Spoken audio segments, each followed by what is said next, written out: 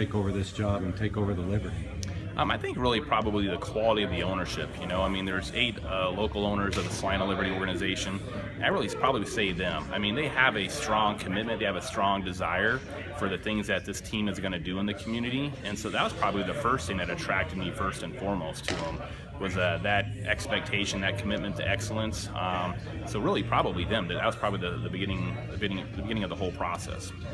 The team, as you pointed out, is 2-16. One of the big problems has been procuring talent. Is that something that's going to be at the top of your agenda? And they've made some steps in that direction today.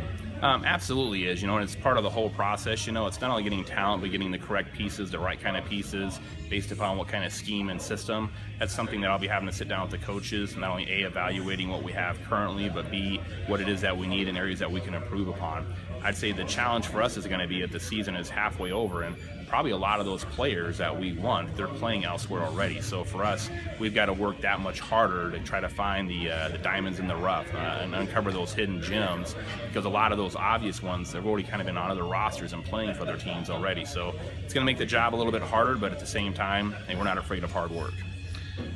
The head coaching situation, there's an interim tag on Mike Marner. Is he going to be the permanent head coach, or where does that stand? That's something that we'll actually evaluate at the conclusion of the season. It's going to do us no good making any changes mid-season. There's already been one change, and I think for continuity and consistency, I think giving Coach Bonner and his staff an opportunity, a chance to not only work with, but also to then continue to work with them on what it is. So I don't anticipate us making any changes during the season right now, and that's something that we'll evaluate once the season's over. Obviously, you think that there's a lot of potential for this franchise. You wouldn't have taken the job. Is potential basically the name of the game?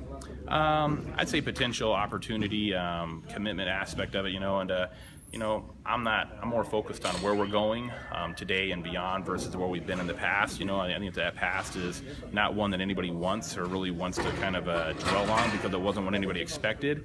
But it's something that I'm committed to, and I think that the potential to do great things long term.